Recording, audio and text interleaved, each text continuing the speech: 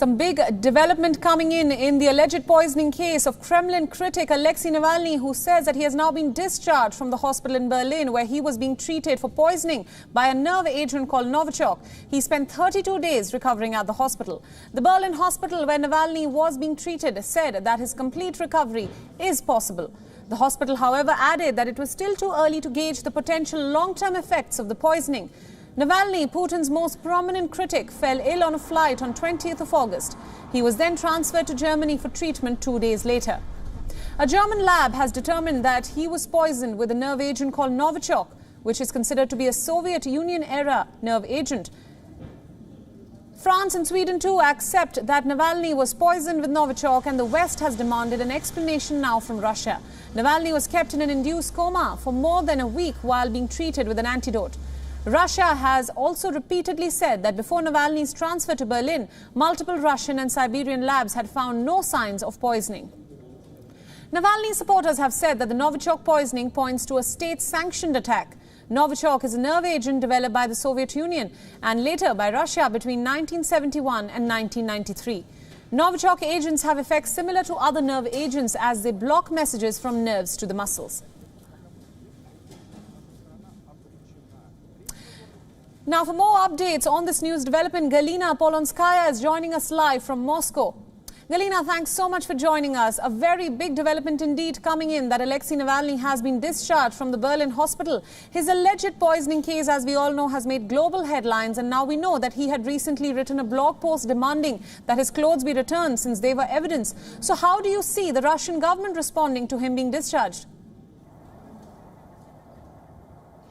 Well, hello. Actually, the Russian government has not responded yet, but it will surely give its response. As of course, this is the breaking news here in Russia, as Alexei Navalny finally leaves the hospital in Germany, where he had spent 32 days, and most of this time he had spent in coma. And I have just spoken with the press secretary of the hospital, and she has confirmed that it happened yesterday. We know the doctors say that Navalny has many chances for a full recovery, but of course it is too early to say anything yet, according to the statement from the hospital. So the question right now, whether Navalny will come back to Russia or not. Earlier he said that he was going to do this because he wants to continue his job, his mission in Russia, and he's the most prominent critic of Vladimir Putin, as you have already mentioned. And the Kremlin denies all the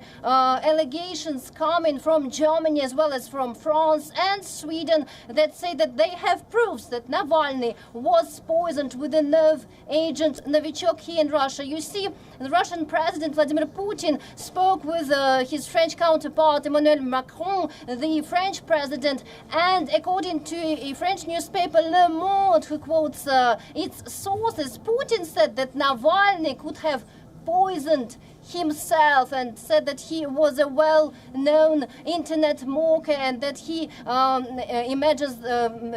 a very wide imagination. Alexei Navalny had already answered with plenty of sarcasm, saying that of course I could have cooked Novichok in my kitchen and after take it in the plane and fall into coma. Of course, Navalny and his supporters say that all of this is nonsense. Back to you. Right. Now, how do you see Navalny's return to shape the political landscape in Russia going forward, and will Russia investigate his alleged poisoning case at all?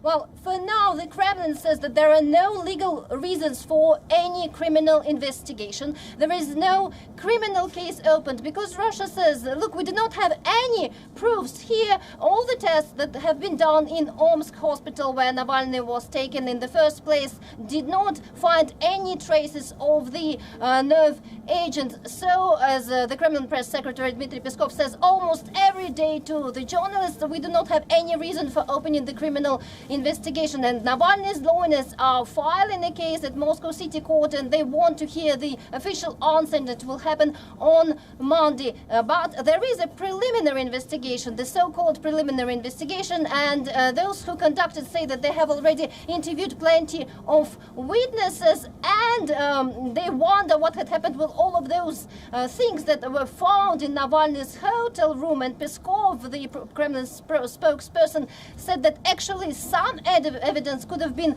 taken out from Russia. So it's quite contradictory. Right. There is no criminal investigation, but some evidence have been stolen, according to the Kremlin. Right. Now, Galina, tell us a little bit, my final question here, tell us a little bit about how the people of Russia have responded to Navalny being discharged. He has developed a huge supporter base since he was admitted to the Berlin hospital. Well, actually, for those who support Alexei Navalny, it is a very big and happy news. I know that people were literally crying when Navalny was poisoned, and of course they will be happy when they will see him here in Russia right now. And I've also spoken to many people who, before that had happened, did not really think about Alexei Navalny as about some political leader, and right now they think that he could be actually the one. And so many here think that once Navalny is back in Russia and is back into what he has been doing, fighting with the Kremlin and Vladimir Putin, he could get much more weight than before the poisoning. Right. Galina, thank you so much for all your inputs on this news development, and thank you for joining us this afternoon. Let's